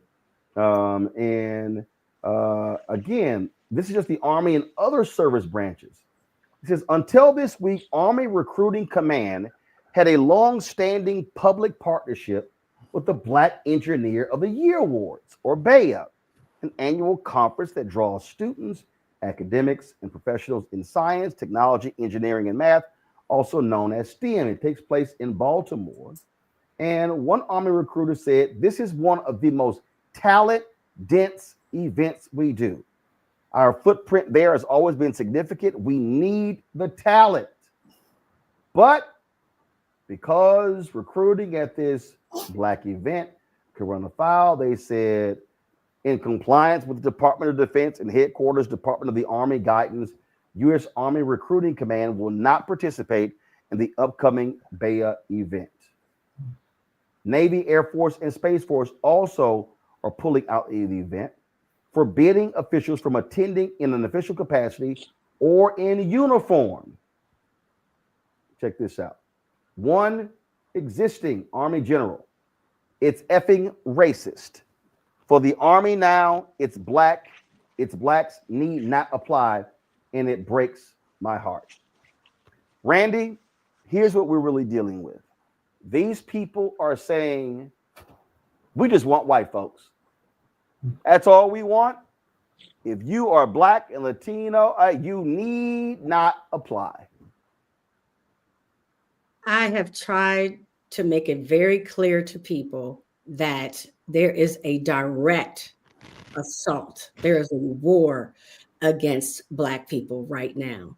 They do not want us to participate fully in this so-called American dream. They are doing everything not just to block any opportunity we could have. They try to use the excuse of DEI, which we all know is BS, and say that it's discriminatory. But really, it means they don't want Black people. when you talk about conferences that they're now not going to recruit from, these are the best of the best. These are not people who need that, like, it's not that they're unqualified. It's not that they haven't done some of the things that all engineers do. These are some of the best of the best. And they're coming to meet with the military who needs them. They need qualified engineers. But they're saying, we don't even want to meet with you. We do not want to give you an opportunity. What the current military member said, that it was effing racist, is 100% accurate. It is accurate. They don't want us there. They don't want us to apply. They don't want to give us the opportunity, regardless of our qualifications. And there's no way to make it sound any better than that. I can't, as much as I would like to gloss over it or present a pretty picture, it's nothing pretty about this ugliness that they're doing. It is an absolute assault against Black people. They don't want to give us a chance, regardless of our qualifications. It's not about meritocracy. They don't care about how qualified we are or if we're the best candidate. They don't want to even give us a chance to be a candidate. Nope, they don't. And this is how they're operating, Larry. They're showing who they are. And listen, this is make America great again. No, make America workforce white again. I mean, this is among several instances we'll see over the next several years of, and listen, Black folks always have been taught we have to be 2 to 3 times better than everyone else. So our qualifications are always impeccable. So when you add that onto an opportunity to recruit individuals who are tremendously skilled, but also bring a different worldview to the possible U.S. military, and so you're denying yourself the ability to put together a workforce, particularly from a military standpoint, that allows the United States to maintain its military superiority, so to speak, if you care about the U.S. military, and in terms of what it does overseas. So you're cutting off your nose to spite your face. And these individuals will find jobs in corporate America, et cetera, are going to be very successful. But this is an opportunity for the U.S. military, once again, not only in terms of issues related to someone who have a similar lived experience, but also individuals who we already know are highly qualified, who already have a credential, and they're denying themselves the opportunity. So, yeah, and the thing here, the story says right there on military.com, Mustafa, that they compete heavily against Silicon Valley for these bright minds. So this is what I say to all Black people listening. F the military. Right. Black folks, tell them what, whatever. Army, Navy, Air Force, Marines, Space Force, Coast Guard. We ain't coming your way. We ain't coming to you. And let me tell you something right now. If black recruitment drops off a cliff, the military has a problem. Is that part right there. I mean, it's amazing how bigotry and racism actually ends up hurting its own self when it thinks that it's going to hurt other people. When we look at military recruiting, and, my family's been a part of the military for generations upon generations. We know that the white folks haven't been, actually, their numbers continue to decline. Let me say it that way. I'll stay with the facts. And we know that, as the general shared with us, he called out what it was, but he also understands how incredibly hard it is to compete for talent. So if you want to have a 21st century military, then that means that you've got to have the best of the best. This was one event that could help you to be able to achieve that. When you don't have the strongest military as possible, then you weaken our country and you make us more vulnerable. So again, that racism and bigotry, it actually comes back and bites the country, because what it does is it just makes us not have all the pieces that we actually need. And corporate America will go out and pay folks and get the best of the best, because each of those businesses and corporations have to actually compete on an international level. And if they aren't willing to do it, other countries most definitely will. So when you do these types of actions, China is watching, Russia is watching, and they understand that you are not bringing your best people into the mix. And that's something that I'm sure that they're not upset about. Oh, absolutely. So I'm just laughing at these people. I'm just laughing at their stupidity. And you know what? And they just gonna keep playing their games. It's like, okay, that's how y'all want to roll. Gotcha. Quick break. We come back. Congresswoman Johanna Hayes had to check this one dude about government spending. Delicious retort. I'll have it next on Roland Martin Unfiltered on the Black Star Network.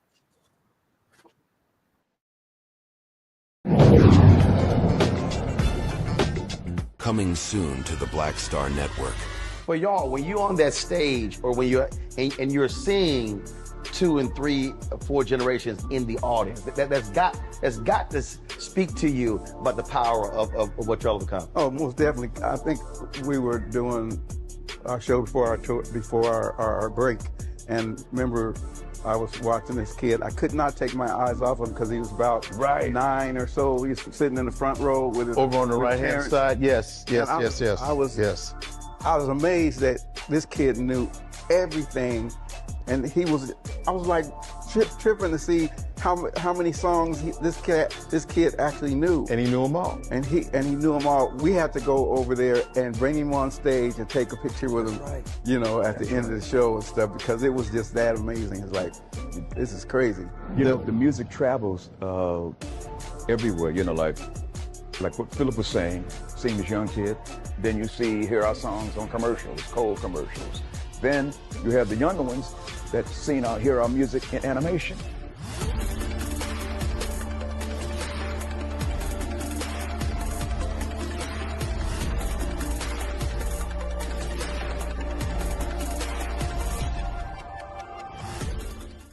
Hello, I'm Isaac Hayes III, founder and CEO of Fanbase. And right now we're accepting investors in our $17 million round to revolutionize the future of social media. Today, for just $399, you can own 60 shares of stock in Fanbase at $6.65 a share.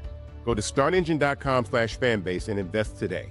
While the big platforms have grown too massive and disconnected from their users, Fanbase is building a platform where creators and users truly come first. We've already raised $8.6 million from everyday investors who believe in this vision, and now you can join them. This is your chance to invest in a social media tech company with over 1 million users that is disrupting media by allowing anyone to reach all of their following and monetize their content from day one. The market is changing, big platforms are failing to serve their users, and Fanbase is stepping up to fill the gap. Don't wait until it's too late. Invest now. Invest for yourself and your future. Go to startengine.com/fanbase and own the future of social media.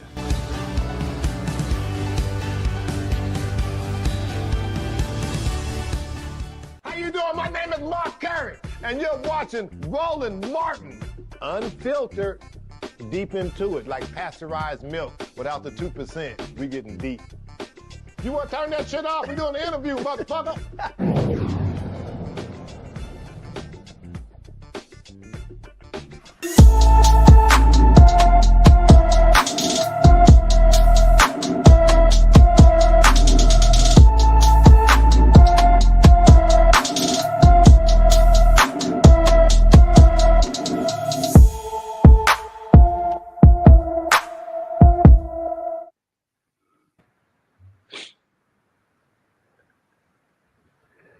All right, folks, today's Black and Missing.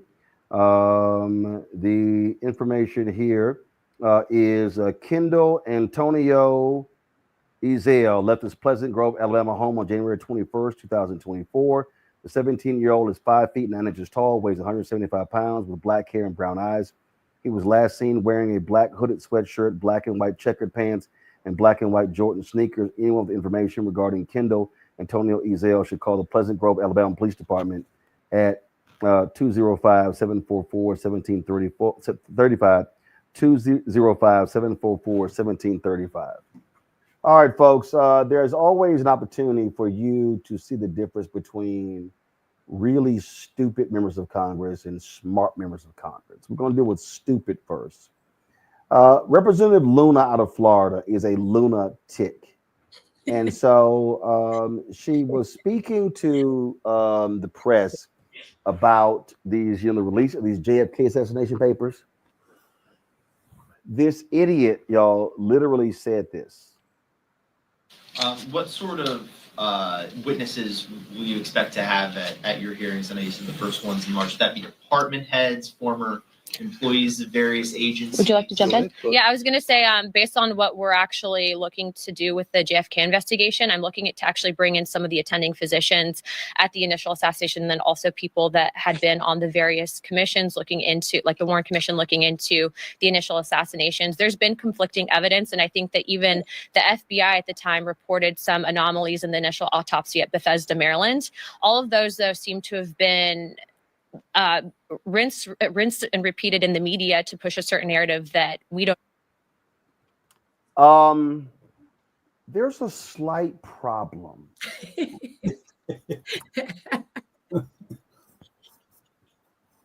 These are the members of the Warren Commission.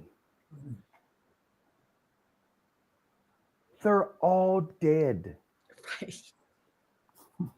This is the community note that's y'all. Earl Warren, the Chief Justice, died in 1974. Senator Richard J. Russell Jr., he died in 1971. John Sherman Cooper in 1991. Hale Boggs, former congressman, 1972 in an airplane crash. Former President Gerald Ford, 2006. Allen Dulles, 1969. John J. McCloy, 1989.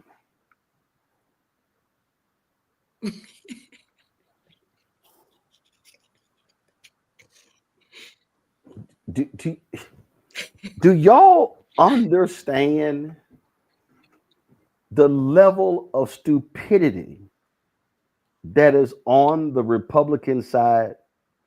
Dude, I don't think y'all they all are stupid. And she said, yeah, we're going to call the witnesses who were on the Warren Commission who I can't. Let me show you a smart member of Congress. At a town hall meeting in Connecticut, Congresswoman Johanna Hughes, former teacher of the year, Johanna Hayes, former teacher of the year, was asked a question by a MAGA fool. And there's nothing like a fool making a fool of himself, and then her in her meticulous way showing him how really dumb he is. Roll it.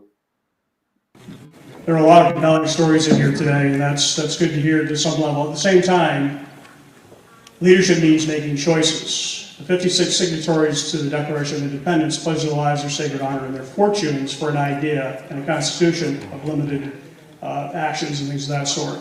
I would suggest to anybody here that wants to have an argument about this that the government has become too large. We heard people talking about this, that, and whatever else, and not being able to get answers back from your office or anybody else's offices. And that may very well be, from my perspective, because the government has tried to take on too many things. My question to you very simply today, as a Congress lady, you have to make choices. You can't say everybody in here has a good idea, I have to enact that or put a bill through for that.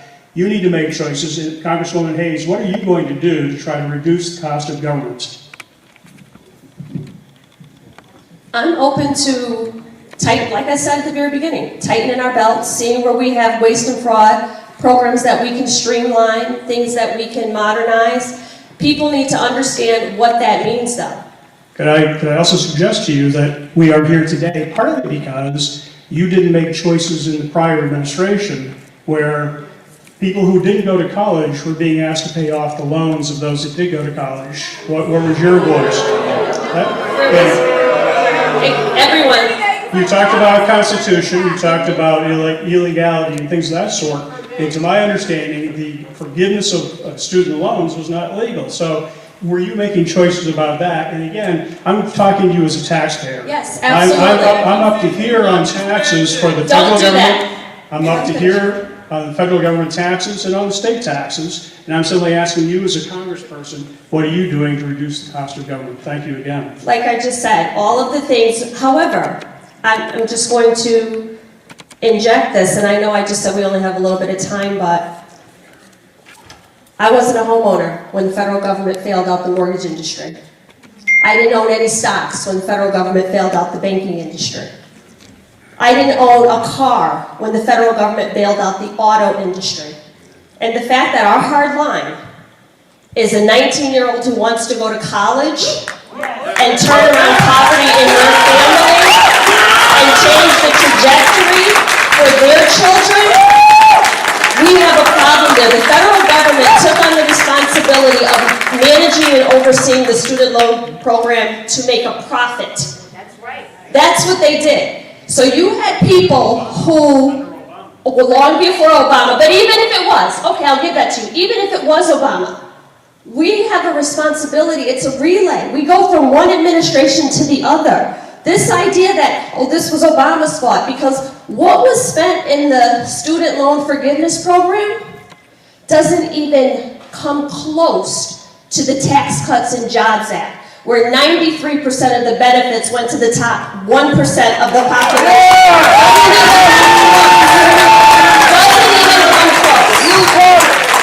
Doesn't even come close. So yes, I am all for.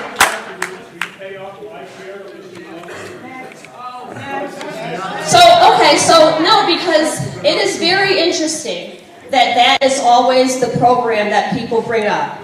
When a storm hits and FEMA comes in, American taxpayer dollars are sent to help Americans.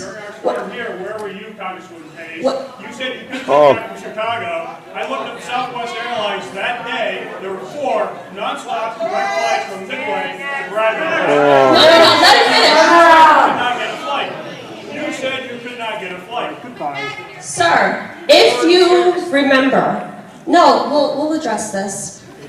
Because if we're having a storm that you're describing, I don't care what the internet says. If you've been at an airport or been on a plane is not flying into a storm. A plane is not flying into a storm. That's just basic. Come on.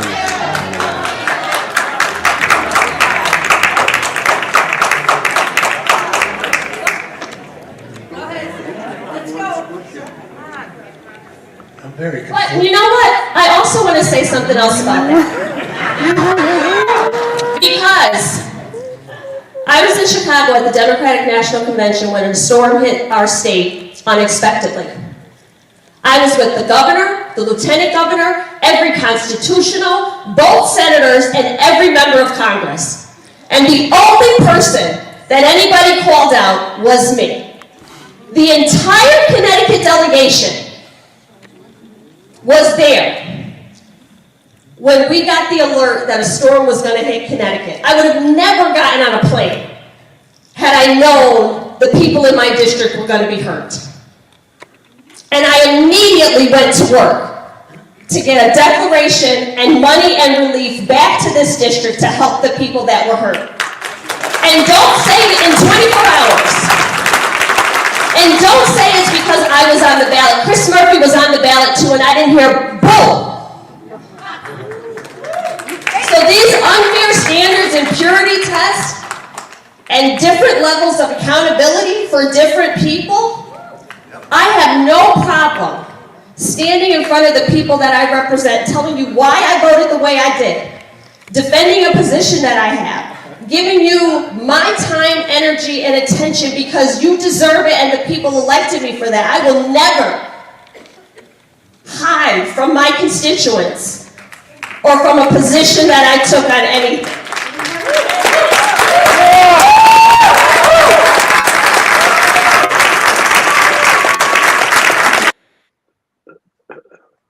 That's how you do it. And let's stay in Connecticut. Senator Chris Murphy had a town hall, about 800 people, and explained to them why it's important to confront MAGA about what they really mean when they say DEI. Watch this. Question of DEI, I think the thing that we can do is just call it out every single time for what it is. It is white male supremacy.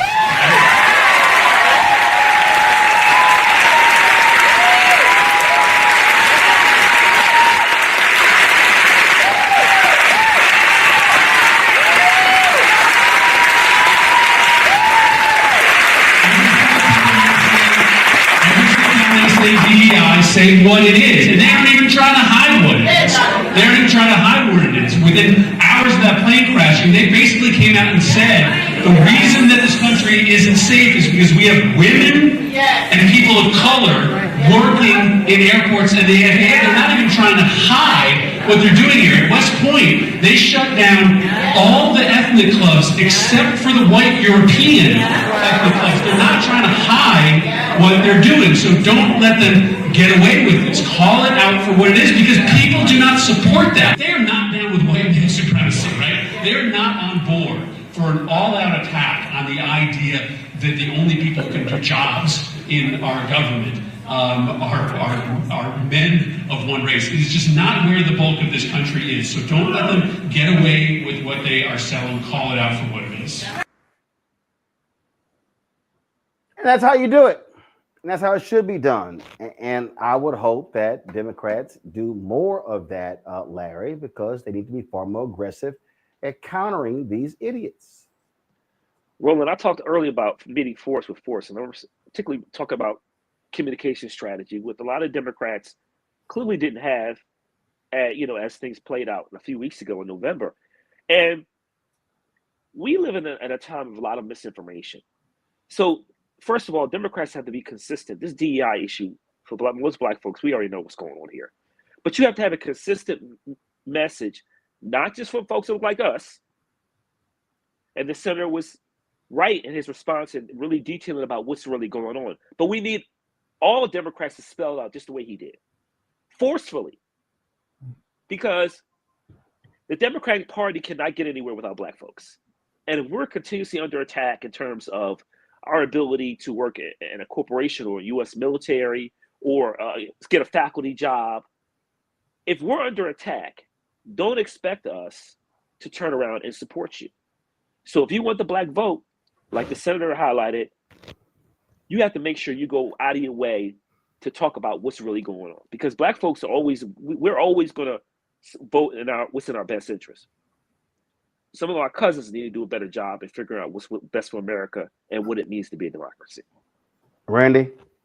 Well, people were very fine with voting, to get rid of DEI because they thought it was just about Black people. One thing I got to give MAGA credit for is that they're excellent at marketing, and they make DEI sound like a Black thing. The reason why now they are freaking out is that they're realizing when you say DEI, that means everybody but, heterosexual white men. And so they're reeling because, as you see, women are being let go. Like when they talk about DEI, even administrators being let go, understand that 73% of DEI employees were white people. So they're shocked at that. As you see all these rollbacks that are happening, it's affecting people that people did not think about. Like I said, the bad thing about it is they were fine with it when it was Black people. Another thing they've done a good job at is they just call it DEI. So it sounds almost, it has turned to something bad, but you have to make people spell out, what is it? Why are you against diversity? What is it that's bad about it? Why are you against equity? Why are you against inclusion? Like, actually use the words so people have to really confront what they're against. Because it's really hard to have a valid argument against diversity, equity, and inclusion. But when you just make it an acronym that people are distant from, it's easy to fight against it. So it's the marketing campaign that MAGA has done well that we also need to be strategic about and speak truth to it and make them call it for what it really is. Yeah, but also what you have to do, Mustafa, is you also got to flip it and you got to say, hey, what are you doing to root out the hiring of mediocre white people? I mean, that's true too, right? So if you want to talk about who's the best candidate, we already know that we compete at a very high level, that, when given the opportunity, that we excel and that we bring our greatness into every space that we are.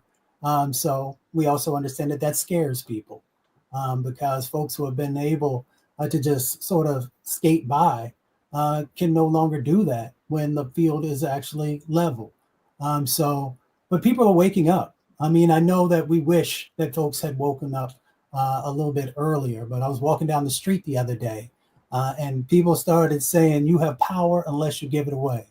something that I continue to share with folks, all across the country when we're on the show. And people are really starting to understand that, yeah, they do have power. And they're going to sort of, make sure that they are organizing. They're making sure that they are educating. And now we just have to make sure that that power is focused on pulling the levers that are necessary and making the changes that will finally help us to become this country that we say that we want to see. We're going to close out with this. I love how these Republicans are now so mad and upset, especially the Catholics, because the Pope has weighed in. The Pope sent a letter to the U.S. Conference of Bishops saying that, I'm watching what's happening in America and I ain't happy with some stuff. Now, he started talking about what's taking place in dealing with Israel, what's been happening there, and of course, folks with Gaza. And then he says in his letter, likewise, Jesus Christ, loving everyone with a universal love, educates us in the permanent recognition of the dignity of every human being, without exception.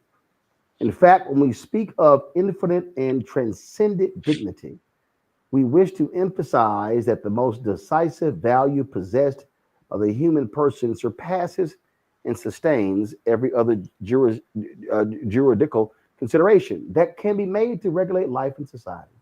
Thus, all the Christian faithful and people of goodwill are called upon to consider the legitimacy of norms and public policies in the light of the dignity of the person and his or her fundamental rights, not vice versa. I have followed closely the major crisis that is taking place in the United States with the initiation of a program of mass deportations. The rightly formed conscience cannot fail to make a critical judgment and express its disagreement with any measure that tacitly or explicitly identifies the legal status of some migrants with criminality. At the same time, one must recognize the right of a nation to defend itself and keep communities safe from those who've committed violent or serious crimes while in the country or prior to arrival. That said, the act of deporting people who in many cases have left their own land for reasons of extreme poverty, insecurity, exploitation, persecution, or serious deterioration of the environment damages the dignity of many men and women and of entire families and places them in a state of particular vulnerability and defenselessness. Now, all they are upset. Tom Homan, the Trump nutcase, he's like, the Pope should focus on the Catholic Church. See, I love, Mustafa, how they don't like being called out by the Pope, but they love embracing things of Catholicism that they like. So the Republican Party is like going to Golden Corral. I'll take some of that. Yeah, I don't want none of that. It's just, this is who they are. This is how trifling they are. And this is what they represent. And so, in all of these, you don't hear, where's Pastor Paula White? Where's Franklin Graham? Where's all of these so-called evangelicals, these Christians, these so-called Bible-loving people, Ralph Reed, they're frauds. Tony Perkins, fraud. They are Christian frauds and hypocrites, Mustafa. Well, a lot of people want to practice a la carte Christianity, where you just choose the pieces that you want. It does such a disservice, if you go back and you really understand, if you're a follower of Jesus, what he stood for, what the expectations were, and then you continue to not do that, but yet want to call yourself a person of faith. It's just one of those things that we find now in this country that has become acceptable. So we have a lot of work to do to really get into spirituality and making sure that we are uplifting each other, that we are loving each other, and that we're looking out for each other. That is whether you are Muslim or you're Christian or you're Jewish or Buddhist or Sikh or a number of these different major religions that are out there. These are the foundational elements of looking out for each other, loving each other, holding each other up, and holding ourselves accountable to continue to get better. And you don't see those characteristics in many of the folks who say that they love God. Randy, this is the second part of the letter. This is not a minor issue. An authentic rule of law is verified precisely in the dignified treatment that all people deserve, especially the poorest and most marginalized. The true common good is promoted when society and government, with creativity and strict respect for the rights of all, as I have affirmed on numerous occasions, welcomes, protects, promotes, and integrates the most fragile, unprotected, and vulnerable. This does not impede the development of a policy that regulates orderly and legal migration. However, this development cannot come about through the privilege of some and the sacrifice of others. What is built on the basis of force and not on the truth about the equal dignity of every human being begins badly and will end badly. Boy, they can't stand moral clarity, can they? They can't. And those are some powerful words. And the words, unfortunately, go against everything that MAGA is about. Just the use of the word all, showing concern for all, is not what MAGA is about. It's not what white supremacy is about. It's about few white men, heterosexual, white men having power. And so it does go against their doctrine. And we have to understand that what they're doing right now is looking at Trump as essentially a deity, the way they act, the way they worship him, the way they follow his every command, regardless of how wrong it is, regardless of how it goes against anybody's decent morals, regardless of your religion, just shows that, it's a true, they have their own religion in their minds. And so, I am glad that everyone is speaking to have some grace, in this administration, but it does not seem to do anything to soften them. It only seems to anger them. If you are not on their team, they will not listen to you. And even the people within his religion, even the people who are supposed to be his spiritual guides, are really just following and saying whatever he wants him to say, and that he is right. And again, they seem to look at him as God. I mean, there's thou shalt be no other gods before me. They're worshiping this human form and putting him above everything that I know they have to know better. Larry, he says, I exhort all the faithful of the Catholic Church and all men and women of goodwill not to give in to narratives that discriminate against and cause unnecessary suffering to our migrant and refugee brothers and sisters. With charity and clarity, we are all called to live in solidarity and fraternity, to build bridges that bring us ever closer together, to avoid walls of ignominy, and to learn to give our lives as Jesus Christ gave his for the salvation of all. But let's just be clear. These people do not care about the teachings of Jesus Christ. They will align with the rich before they do a damn thing about the poor. So, Roland, I won't pretend to be a religious scholar. That's not my area of expertise, but I spent some time in a black church growing up. And so the question I would ask to these folks is, what would you do to Jesus? And call the cops on them. They'll say, deported. hey, can y'all come by? There's some long-haired, robe-wearing dude who looks weird, whose skin is dark, standing outside my door. I think he a criminal. Have them deported. We don't have our sins forgiven, right? So, and so, if the question is to have them deported, then you really need to really think about what tenets, what do you really believe as it relates to religion? And so, but it's not really about religion, and we know that, right? This is centered in racism, and so, and also, this is convenient, what you want to believe in when you want to believe in it. But once again, what would you do? What would you do to Jesus? And man, if you would, kick him out, then you need to really think about what your morals and values are. They don't care about Jesus. Their actions show that. Mustafa, Randy, Larry, I appreciate y'all being on today's show. Thank you so very much. All right, folks. First of all, YouTube folks, do me a favor. Hit the damn like button. I mean, I don't understand with several thousand of y'all on there, and it ain't that hard to hit the like button. It's not. By the time I get off, we should be at 3,000, 3,500, okay? So hit the damn button. All right, y'all. Support the work that we do and join our Bring the Funk fan club. Your dollars are critically important for us to do that work. To go, we're asking 20,000 people on average to give $50 each at $4.19 a month, 13 cents a day to support our work. You want to use Cash App. What you do is use the Stripe QR code to use Cash App. It's right there. That's QR code right there. You can also, of course, if you're listening, go to blackstarnetwork.com to pull that QR code up. Also, we want you to, you can send your check and money order, P.O. Box 57196, Washington, D.C. 20037-0196. PayPal is R Martin Unfiltered. Venmo is RM Unfiltered. Zelle, Roland@RolandSMartin.com. Roland@RolandMartinUnfiltered.com. Download the Black Star Network app, Apple phone, Android phone, Apple TV, Android TV, Roku, Amazon Fire TV, Xbox One, Samsung Smart TV.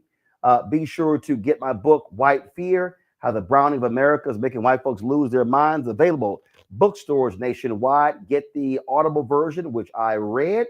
Also, be sure to get our Roland Martin Unfiltered Black Star Network merchandise. YouTube, hurry up. Y'all got 500 more likes to get to 3,000. Y'all slow. Let's get a move on it. Go to, of course, you can get our shirt. Hashtag we tried to tell you, FAFO 2025. Don't blame me. I voted for the black woman. The QR code is right there. Also, go to rolandmartin.creator-spring.com or go to blackstarnetwork.com. And of course, we want you to download the app Fanbase. And of course, you can, and you want to invest. $8.7 million has been raised in the Series A raise. And so we are halfway there to 17 million. If you want to invest, go to startengine.com/fanbase. Startengine.com/fanbase. Folks, that is it. I appreciate all of you for watching today's show. Thank you so very much. We'll see you. We were supposed to be in the studio, but we got about 3 to 6 inches of snow. So hopefully the roads will be clear tomorrow. So I just had to do the show from the home studio, but it's all good. Everything worked out. And so hopefully we'll see y'all tomorrow from our Black Star Network studio in Washington, D.C. That's it. And yes, I'm representing, I got this at the Axel F premiere. So this is the Mumford Physical Ed Department. Eddie Murphy, of course, wore the sweatshirt in Beverly Hills Cop. So just rocking this. That's it, folks. I'll see y'all tomorrow right here on Roland Martin Unfiltered on the Black Star Network. Holla! Folks, Black Star Network is here. I'm real revolutionary right now. Support this man, Black Media. He makes sure that our stories are told. Thank you for being the voice of Black America, Roland. Stay black. I love y'all. All momentum we have now, we have to keep this going. The video looks phenomenal. See, there's a difference between Black Star Network and black-owned media and something like CNN. You can't be black-owned media and be scared. It's time to be smart. Bring your eyeballs home. You dig?